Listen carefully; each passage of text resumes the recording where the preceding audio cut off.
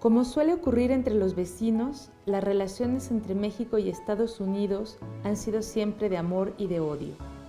Nuestra historia común incluye tratados amistosos, lo mismo que guerras o conflictos y, por supuesto, un intenso intercambio cultural. Desde las crónicas de Ambrose Bierce o la obra de la Beat Generation hasta las novelas de Francisco Goldman, México ha inspirado a muchos autores estadounidenses y viceversa. En el último año ha crecido la tensión entre nuestros gobiernos. Instigados por su presidente, algunos estadounidenses han decidido creer que los migrantes mexicanos son la causa de todos sus problemas. La odisea de los sin papeles es una doble desgracia.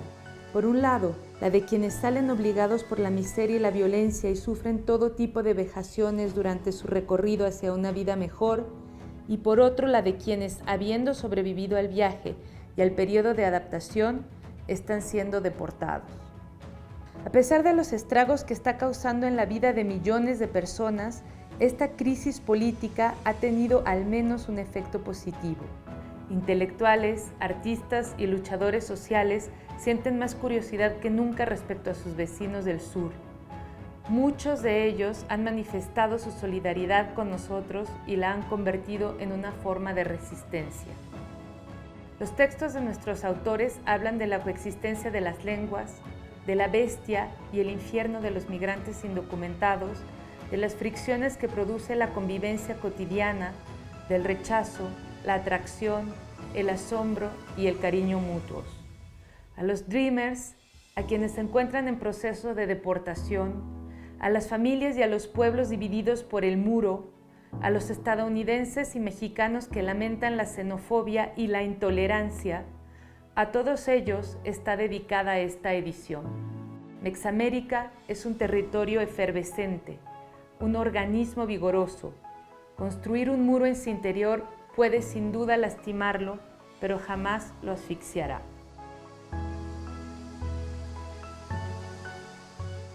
Muy buenas noches. Damos la bienvenida al fotógrafo Pablo López Luz. Muchas gracias por acudir a la cita, Pablo. Muchas gracias por la invitación. Dime, Pablo, ¿de dónde surge la idea de fotografiar la frontera norte de nuestro país desde el aire? Surge, de hecho, hace bastantes años. Yo durante el del 2006 al 2008 hice un proyecto fotográfico de paisaje en la Ciudad de México y en algunas otras ciudades de la República Mexicana, entre ellas Tijuana. Entonces, en el 2007 hago una fotografía de un paisaje muy limpio donde se ve en la parte trasera una línea cruzando, la línea de la frontera, y siempre me quedé con las ganas de regresar al tema de la frontera. Digamos, esta foto fue en el 2007, y del 2007 en adelante me quedé siempre con la idea de regresar y fotografiar este espacio político, ¿no? O este paisaje político.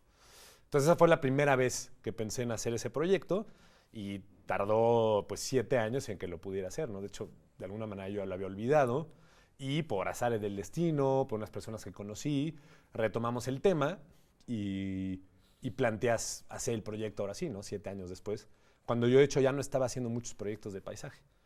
Sí, exacto, es lo que te iba a preguntar, si lo integrabas como fotografía de paisaje. Ajá. ¿Cómo ¿Sí? se perdón? ¿Lo integras como fotografía de paisaje? Sí, bueno, me gustaba. Tío, por muchos años fotografié no solamente el paisaje de ciudades, sino paisaje de naturaleza, fotografié la selva chapaneca, fotografié muchos paisajes naturales, ¿no? De Toluca. Hice un proyecto también de Acapulco que se concentraba bastante en el paisaje urbano. Pero nunca había tocado directamente el paisaje político, ¿no? Entonces también me interesaba eso, ¿no? Como darle una lectura distinta al paisaje, pero desde un punto de vista político que casi es invisible en las fotografías, porque lo que tú ves en las fotografías son paisajes, con una línea de repente que a veces es muy obvia, a veces es apenas una línea que se nota, que es la línea de la frontera, ¿no? Entonces sí, paisaje. De hecho, así le dicen en Tijuana, ¿no? La línea. La línea. ¿No? O sea, políticamente. Digo, supongo que no hay un paisaje neutro, no existe paisaje neutro porque siempre se dice algo con el paisaje, de presencia o ausencia del hombre de alguna manera, pero dijiste paisaje político y problema. Se dice mucho, seguramente lo has experimentado también, que cuando tenemos que analizar un problema o resolver un problema, conviene tomar distancia, ¿no? Retroceder unos pasos para ver. ¿Qué viste desde arriba que no se ve a ras de suelo? Bueno, creo que lo principal fue entender lo que es realmente la frontera, ¿no?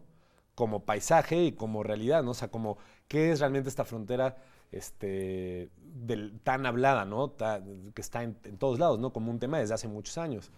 Entonces fue un poco eso, ¿no? Entender qué es realmente la frontera y cómo es realmente la frontera, porque el proyecto lo hice volando desde Tijuana a Ciudad Juárez y luego del otro lado también, del Paso a San Diego. Entonces, básicamente toda la frontera decidida o trazada por el hombre la sobrevolé. Entonces, pude realmente ver toda la frontera México-Estados Unidos, ¿no? ¿Y qué es entonces? Y entonces, ¿qué es la frontera, no? Y te das cuenta que, pues, a final de cuentas, y ahora con Trump, aunque el proyecto fue hecho anteriormente, termina siendo un símbolo, ¿no? Con una cantidad de problemáticas enormes en las ciudades, sobre todo, y fuera de eso se vuelve una especie de símbolo, ¿no? Es literalmente una línea que de repente cruza el paisaje, que a veces es una reja, que a veces son postecitos nada más de madera que hacen como una especie de división y más bien una marca simbólica casi, ¿no? Entonces, bueno, ¿qué es? Símbolo, pero también si estás viviendo en la ciudad, pues es un montón de problemáticas, ¿no? O sea, sobran las problemáticas de la frontera, ¿no? Entonces, para mí, que estaba interesado sobre todo en verla físicamente, era eso, ¿no? Al final de cuentas, te das cuenta que es un símbolo que cruza una cantidad bastante grande de diferentes ecosistemas también.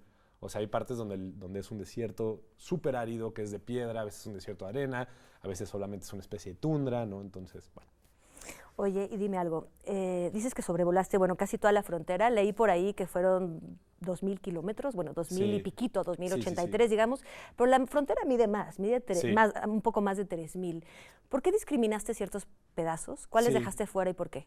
Bueno, a mí lo que me interesaba, de hecho el proyecto empezó con un primer vuelo del cual se salvó creo que una fotografía nada más, que fue volar de Nuevo Laredo hacia Chihuahua, ¿no?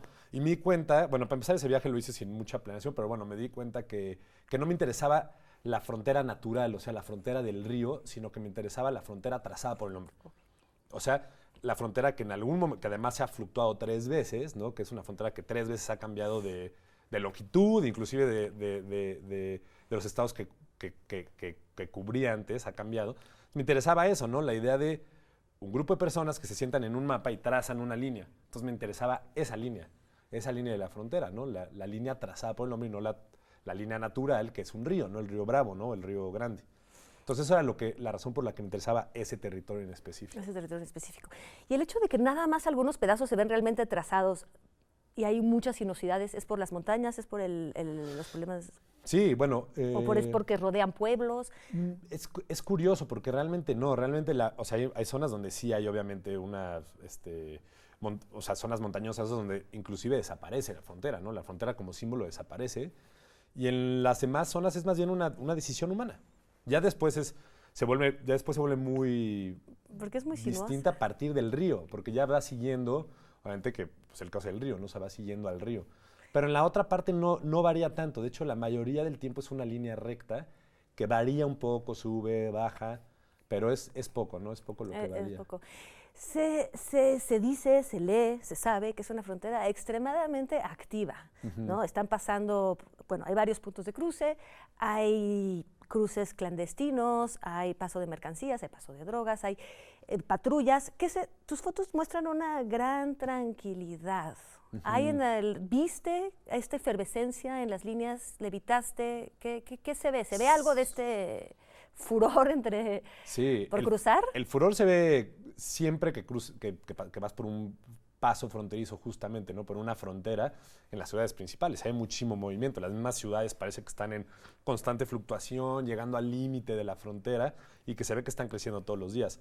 Fuera de eso, o sea, era muy poco lo que se veía, ¿no? Estás hablando de que estás a una distancia bastante alta y estás viendo la frontera casi como una maqueta allá abajo, ¿no? Entonces, gentes no vimos, que me preguntan mucho que si veíamos gente, inclusive animales no veíamos. Lo único que se veía era la patrulla fronteriza de Estados Unidos, ¿no? Que está siempre patrullando. Pero inclusive tampoco ves tantas patrullas, o sea, pasas kilómetros y kilómetros en los que de repente ves un carrito que va como al lado de la frontera cruzando, ¿no? Entonces yo también me imaginaba, ¿no? O sea, ¿cómo es la vida de estas personas que todos los días se sientan en un coche y manejan en una línea recta a ver si de casualidad pasa algo interesante para ellos, ¿no? O sea, a ver si de casualidad ven un migrante y entonces es el momento más emocionante de su día, ¿no? Pero probablemente pasan la mayoría de los días manejando en línea recta, ¿no? Al lado de una barda o o nada más siguiendo un caminito. Entonces no se veía tanto movimiento, de hecho no se ve casi nada, ¿no? Y de repente ocasionalmente un dron o algo que ves, obviamente, del lado de Estados Unidos, ¿no? Pero además de eso, no. Si no es en los cruces fronterizos, no. Ok, la fotografía aérea, vas aquí dos preguntas quizás vinculadas. La fotografía aérea, bueno, se vincula mucho con la cartografía, Ajá. se vincula mucho con la vigilancia, Sí. ¿no? Se sirve para tácticas de guerra, para vigilar, que fue lo que en cierto modo pudiste hacer en algún modo, que es lo que pasa en las fronteras. Y ¿te sentiste así? O sea, ¿pudiste sentir que era una frontera difícil de vigilar? O sea, ¿cómo escogiste la altura de vigilancia, digamos, o de acercamiento? Era un poco en el momento, ¿no? Yo iba volando en un helicóptero, digo, las fotografías no fueron hechas con dron, fueron hechas desde un helicóptero. ¿Cogiste tú una distancia o es la distancia a la que puede volar ese helicóptero precisamente? No, de hecho un helicóptero puede volar muy alto y puede volar bastante bajo. Entonces, más bien la distancia era la distancia correcta para cada paisaje. Entonces lo que hacíamos era volar. Yo obviamente iba fotografiando desde la puerta del helicóptero, o más bien desde la ventana porque quitamos la puerta, o sea, íbamos volando sin puerta. Y yo iba haciendo fotografías, entonces de repente cuando veía que había mucha altura era bajemos un poco o subamos un poco si necesitaba más altura. Entonces volábamos siempre siguiendo la frontera y de repente dábamos vuelta y bajábamos o dábamos vuelta y bajábamos. Entonces era un poco como buscando la altura correcta para cada paisaje. Para cada paisaje que ¿no? veías. Y de lo que me preguntabas, si se sentía como una... Pues siempre se siente O sea, una se necesitan atmósfera... permisos, ¿no? Además. Sí, de hecho yo no los arreglé, los permisos los arregló la compañía con la que volé. Y curiosamente fue más sencillo de lo que yo pensaba. Yo cuando planteé el proyecto de hacer un vuelo siguiendo la frontera de los dos lados, dije, va a ser imposible. O sea, no va a haber manera de que me den permiso, sobre todo del lado de Estados Unidos. O sea, ha de ser muy difícil volar o sobrevolar la frontera. Y me di cuenta que no es nada complicado. De hecho, el espacio aéreo norteamericano parece ser bastante relajado, al menos con helicópteros privados. Entonces no tuvimos ningún problema. De hecho, yo le escribí a la compañía, que es una compañía norteamericana. Les dije, este es el proyecto que quiero hacer, probablemente va a ser muy complicado lograr los permisos. Y me contestaron, no te preocupes, estamos listos en 3 semanas para hacer el vuelo. Híjole, a veces es sorprendente lo fácil que son ciertas cosas Sí. del otro lado de la frontera. Sí, Sí, hay otro inclusive, mundo. una cosa que es ahí. interesante es, hay 2 anécdotas que me parecen interesantes. ¿Sabes qué? Para picar a la gente, vamos a ver. dejar las 2 anécdotas para después. Se ve que es una chamba de gran aventura, estar colgado de un avión Claro. o de un helicóptero tomando fotos. Por favor, escríbanos a nuestro Twitter, @RoomRadioYTV, y nos vemos después de este corte.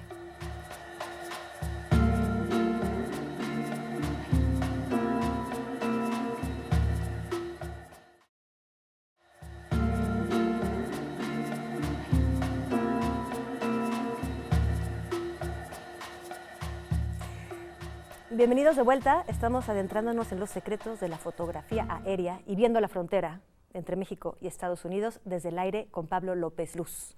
Estabas por contarnos unas anécdotas. Sí, de hecho, sí, un par de anécdotas que me parecen bastante interesantes, pero al final, justo antes del corte, hiciste un comentario que me parecía interesante, que era un poco como hablando de la aventura de fotografiar, ¿no?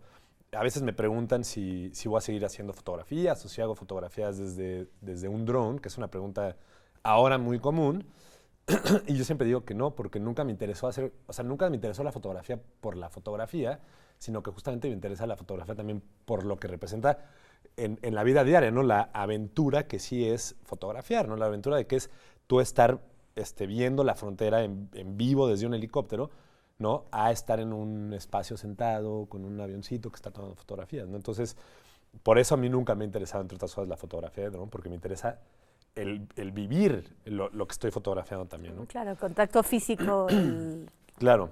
Y dentro de eso van mis anécdotas.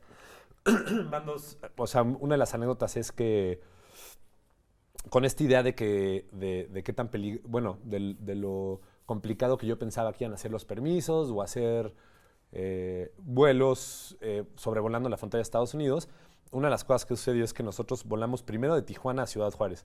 Fue más de un vuelo, fueron 3 vuelos en total, pero el vuelo más largo que hicimos, que fue un vuelo que duró 4 días por varias razones, fue de Tijuana a Ciudad Juárez y luego cruzamos a El Paso y del Paso a San Diego. Nosotros llegamos a Ciudad Juárez a las 8 de la noche, 8:30 de la noche. El piloto era un piloto norteamericano y me dijo, no voy a dormir en Ciudad Juárez. Yo le dije, pues a mí no me importa, dormimos donde tú quieras y podemos cruzar la frontera. Y hay ciertas reglas, como que en una nave del tamaño, de la dimensión de un helicóptero, pues no puedes volar a las 9 de la noche, de México a Estados Unidos. No sé si las razones son políticas nada más, o también de logística, de que, pues como es de noche, puedas estar en un espacio aéreo que puede ser complicado porque vienen vuelos entrando, ¿no? O vuelos llegando al aeropuerto. Claro, claro. O puede ser El caso es que nos dieron permiso de volar y volamos en la noche, ¿no? Que era algo no ilegal, pero que generalmente no se permite. Y cuando aterrizamos del lado de El Paso, aterrizamos y nadie vino a checar la nave, nadie vino a checar nada. Y veníamos de Ciudad Juárez, ¿no? Entonces, chin, con tanto que podías transportar. caray, ahí estaba no, ahí podías hacer todo el pago del business. helicóptero, pero sí. Exacto. Y entonces lo interesante era eso, ¿no? O sea, que tan la regulación uno la imagina tan complicada que a veces la regulación ni siquiera es tan complicada. O sea, nosotros aterrizamos en un helicóptero federal en una pista privada, porque era o sea, la pista de los helicópteros era privada, pero pues claro, era una zona federal, porque teníamos que pasar y hacer documentación. Claro. Y no se acercó nadie, ¿no? O sea, ni un militar, ni un perro, ni nada. A las 10 de la noche en El Paso, Texas, ¿no? Es increíble. Yo siempre considero, en la foto en particular, que todo lo que queda fuera del marco de la foto, de todas formas, transpira dentro de la foto. Y todas estas experiencias, el hecho de ir y no mandar un dron, sino tener que pasar por todas estas diferentes cosas en la frontera, sin duda, de alguna manera se meten en la foto. ¿Tú sientes que a mí me gustaría que este ingrediente humano, ¿no? Está como, en realidad, lo que tú dices es lo que se ve en las fotos. Se ve, no se siente esta vigilancia, no se siente la frontera, no se siente que hay un verdadero muro como el que nos pintan desde ahí. A mí me gustaría que se viera en la fotografía. Lo digo ya cambiando hacia otra anécdota, en el primer vuelo que hicimos, que era de Nuevo Laredo hacia Chihuahua, digamos, hubo un momento que tuvimos que bajar a cargar gasolina en un desierto. Esto no es legal, lo hicimos porque el piloto con el que iba dijo, pues lo vamos a hacer, porque siempre que bajas tienes que bajar en un aeropuerto mexicano, federal, no puedes bajar donde te da la gana, ¿no? Pero en ese caso bajamos y traemos, de hecho, la gasolina en el helicóptero. Y cuando bajamos en uno de los lugares más desolados, o probablemente en el lugar más desolado que yo he estado en toda mi vida. O sea, era un desierto de piedra, no era un desierto, era un desierto de piedra, casi un espacio, casi un paisaje volcánico en el que había un poco de vegetación, ¿no? No veías animales, no veías ni siquiera serpientes ni nada. Y entonces, bueno, decías, bueno, claro, esta es la realidad de este paisaje también.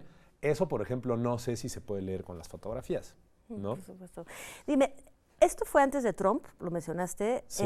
Desde entonces, quizás los trámites pueden ser un poco más complicados. ¿Has pensado en volver a este proyecto? ¿Has pensado, han resurgido discursos, ha resurgido interés por este proyecto ahora que Trump puso sobre la mesa el hecho de que necesitamos un muro más alto, más fuerte, más difícil de cruzar? ¿Ha habido un renovado interés? De mi parte no. De mi parte no, digo, hay obviamente un interés renovado a partir de que sale Trump presidente, que es a los días de que sale la publicación de este proyecto. O sea, el libro sale unos días antes de que Trump salga presidente. Y obviamente en el momento en el que Trump sale presidente, de repente empieza a recibir correos de revistas ¿no? Que estaban interesadas del lado de Estados Unidos, ¿no? Del lado de México creo que había un interés desde el principio, ¿no? Quizás también porque siendo mexicano soy un poco más conocido en México que en Estados Unidos, ¿no? Entonces, por el lado inclusive un interés universal, ha habido mucho interés, sobre todo el año pasado. Muchas exposiciones en diferentes países, ¿no? Donde se exhibieron estas fotografías, una publicación nueva que salió también. De mi lado quizás no tanto, porque también una vez que Trump es presidente hay una especie de sobreinterés sobre la frontera también. Entonces yo siempre que hago un proyecto de alguna manera lo hago y se acaba. Entonces regresar ahora sería inclusive como, a lo mejor, ¿no? ¿Y la recepción es diferente en Estados Unidos que en México? ¿Han habido reacciones distintas? Pues creo que hay las dos, ¿no? O sea, donde se puede leer bastante bien creo que la reacción es ahora en medios sociales, ¿no? Bueno, en el anonimato de la red social. Entonces, cuando se han publicado las fotografías en medios donde pueden haber comentarios, he recibido todo tipo de comentarios, ¿no? Desde mentadas de madre, no se lo puedo decir, pero, sí. ¿no? O sea, gente muy agresiva diciendo, tú no sabes nada de la frontera, nosotros podemos hacer. ¿no? Y gente atacándome directamente cuando yo, pues de alguna manera es como, bueno, a mí me están haciendo preguntas y yo estoy contestando, ¿no? Y luego siempre esta parte como de estos grupos norteamericanos quizás un poco más progresistas que te dicen, me encantó, muy bien, qué bueno que estés tocando esta temática tan importante. Entonces siempre es un poco las dos, pero lo que sí es que hay muchos comentarios siempre que se publican. Es un disparador de conversación este proyecto. Es un disparador de conversación. Increíble.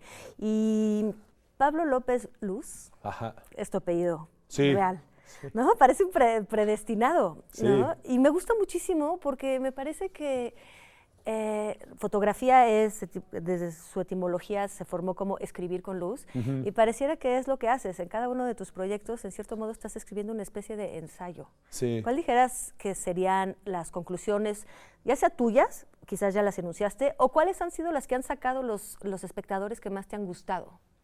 Acerca del tema de la frontera. De este trabajo fotográfico tuyo, de este ensayo de luz, con luz. Sí, quizás no haya como una cosa en particular que sea la que, digamos, la que más me ha gustado, que se ha comentado ni nada, sino que realmente me ha parecido muy interesante el diálogo que ha generado.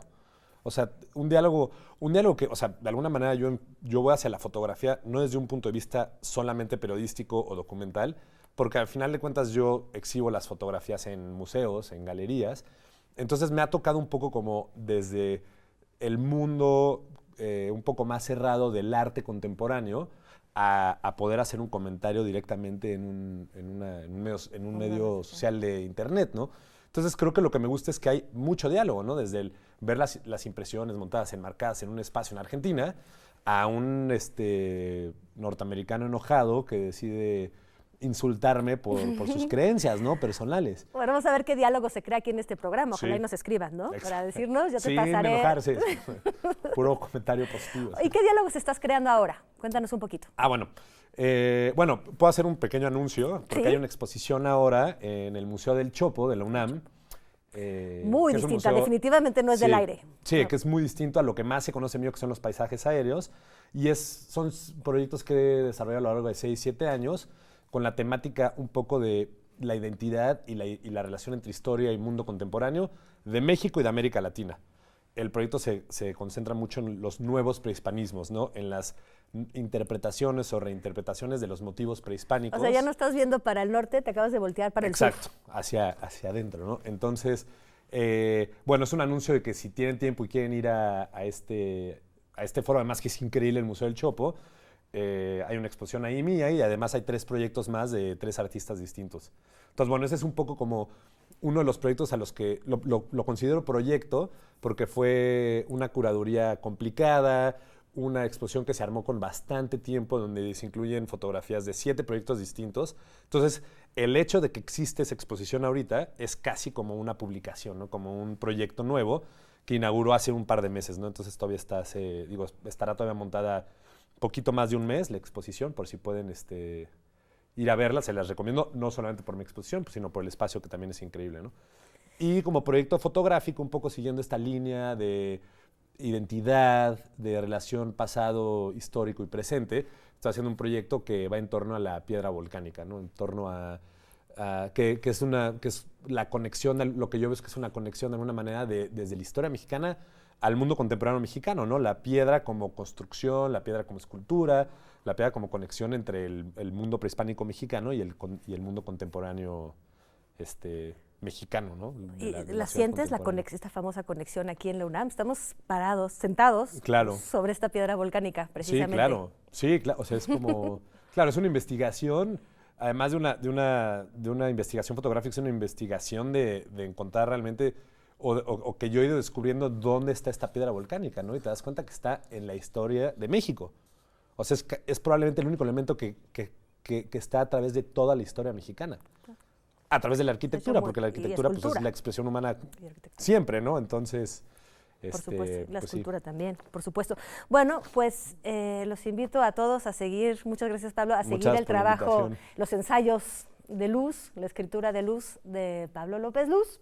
Escríbanos, por favor, y nos vemos el próximo viernes a la misma hora. Muchísimas gracias. Muchas gracias.